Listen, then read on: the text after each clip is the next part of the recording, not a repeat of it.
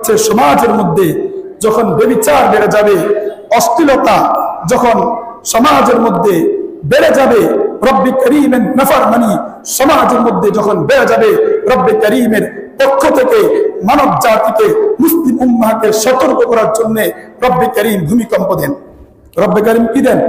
ভূমিকম্প দেন। তাহলে ভূমিকম্প থেকে বাঁচার জন্য তাওবা, ইস্তিগফার, রবের দিকে ফিরা ছাড়া বিকল্প কোনো পথ নাই। এখন বলতে পারেন হুজুর, ভূমিকম্পে যারা মারা গেছে তারা কি শহীদ নেই? সে যদি প্রকৃত ইমানদার হয়, প্রকৃত কি হয়?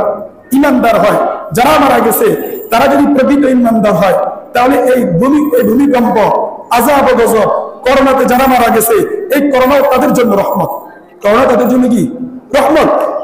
এটা ইমানদারদের জন্য রহমত, কিন্তু কাফেরদের জন্য গজব। কাফেরদের জন্য কি গজব? আমরা অনেক সময় মনে করি না কি ভাই, করোনা তো অনেক মুসলমানও মারা গেছে, ভূমিকম্প অনেক মুসলমান মারা যায়, এটা আল্লাহ তাআলা কেন দিলেন? এটা তো গজব। না, ব্যাখ্যা বুঝতে হবে। ব্যাখ্যা কি বুঝতে হবে? যে রব্বি কারীমের যে আযাব ও গজব, এটা মুমিনদের জন্য রহমত। আযাব ও গজব কি বলেন? মুমিনদের জন্য রহমত। এই আযাব ও গজবে মুমিন বান্দা যদি ইন্তেকাল করে, যদি সে প্রকৃত ইমানদার হয়, রব্বি কারীমের প্রিয় বান্দা বান্দি হয়, এই মৃত্যু তার শাহাদাতের মৃত্যু, এই মৃত্যুর কারণে রব্বি কারীম তাকে জান্নাত দিয়ে দিবেন। রব্বি কারীম তাকে কি দিবেন? করোনার কারণে, ভূমিকম্পের কারণে কোন কাফের মারা গেলে কি জান্নাতি? কথা বল না, জান্নাতি না জাহান্নামী? কি জাহান্নামী। আর যদি কোন মুসলমান, কোন ইমানদার যদি করোনায় মারা যায়, ভূমিকম্পে মারা যায়, পানিতে পড়ে মারা যায়, অ্যাক্সিডেন্টে মারা যায়, জান্নাতি। ব্যাখ্যা বুঝছেন? তাহলে রব্বি কারীমের পক্ষ থেকে যখন কোন আযাব আসবে, কোন গজব আসবে, আমাদের কাজ কি? রব্বি কারীমের দিকে ফিরা। তো রব্বি কারীমও আজকের ভূমিকম্পের মাধ্যমে আমাদেরকে মেসেজ দিচ্ছেন, ও আমার নাফরমান বান্দারা, ও আমার নাফরমান যুবকেরা, আসো আমার কাছে ফিরে আসো, গোপনে আর গুনাহ করো না। গোপনে আর কি করিও না? গুনাহ করো না। মুহতারাম হাজিরিন, গোপনে গুনাহ করা, গোপনে রবের নাফরমানি করা, গোপনে অশ্লীলতার আসক্তি হওয়া, এটা কত বড় জঘন্য অপরাধ, কত বড় গুনাহ আমি আর আপনি কল্পনা করতে পারবো না। আজকে আমরা প্রকাশ্যে হয়তো আমরা অনেকে গুনাহ করি না। আমার মা জানেন আমার গুনাহের কথা, আমার বাবা জানেন আমার গুনাহের কথা, আমার আত্মীয় স্বজন জানেন আমার গুনাহের কথা। আমাদের এমন যুবক ভাইরা, অনেক যুবক ভাইরা আছে, মাঝে মাঝে আমাদেরকে নখ দিয়ে বলে, হুজুর অমুক গুনার মধ্যে লিপ্ত, হুজুর অমুক গুনার মধ্যে কি লিপ্ত। কিছুদিন আগে এক যুবক আমাকে ফোন দিয়ে বলছে, হুজুর আমি তো ব্যভিচার করে ফেলছি, আমার কি মাফ পাওয়ার কোনো সুযোগ আছে? যুবক নিজেই ব্যভিচার করছে এবং বলতেছে যে হুজুর আমার কি মাফ পাওয়ার কোনো সুযোগ আসেনি? আমি কইছি মাফ পাওয়ার সুযোগ আছে। প্রকৃত তওবা করতে হবে, রবের কাছে তওবা করতে হবে যে জীবনে এই পাপের কাছে দাঁড়াবার যাব না, জীবনে ব্যভিচারের কাছে আর যাব না। রব্বি কারীমের কাছে যদি আপনি খালেস তওবা করতে পারেন, রব আপনার গুনাহগুলো মাফ করে দিবেন। এজন্য ওই ব্যক্তির মতো, ওই যুবকের মতো হাজারো যুবক আছে, ওই যুবকের মতো হাজারো যুবক আছে গোপনে গুনাহে লিপ্ত।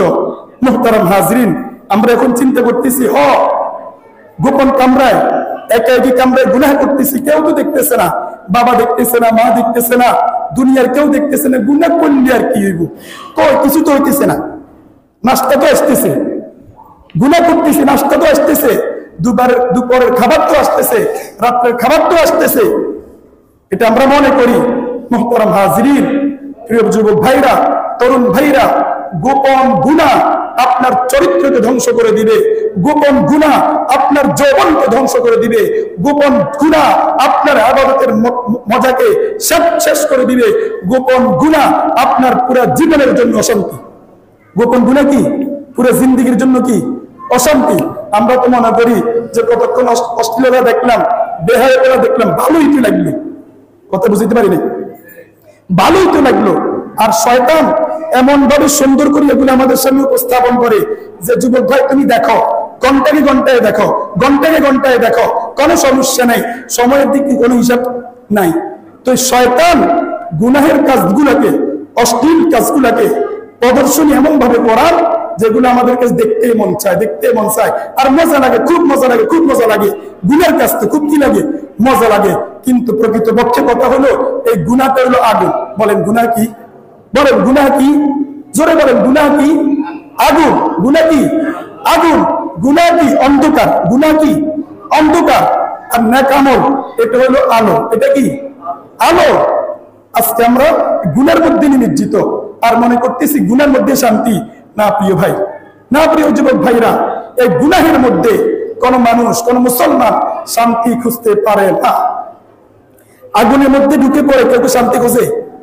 তদ্রুপ ভাবে এই গুনাহকে মনে করতে হবে আগুন। আগুন থেকেও ভয়ানক।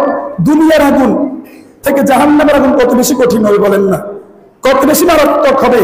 তাহলে আমি আর আপনি যে নিজেকে জাহান্নামের আগুনের জন্য প্রস্তুত করছি, আল্লাহ তাআলা যে বলছেন ইয়া আইয়ুহাল্লাযীনা আমানু কু আনফুসাকুম ওয়া আহলিকুম নারা ওয়াকুদুহান নাস ওয়াল হিজারা, আল্লাহ তাআলা বলছেন হে ঈমানদারগণ, হে বিশ্বাসীগণ, তোমরা নিজেরা জাহান্নামের আগুন থেকে বাঁচাও, তোমাদের পরিবার পরিজনদেরকে জাহান্নামের আগুন থেকে বাঁচাও।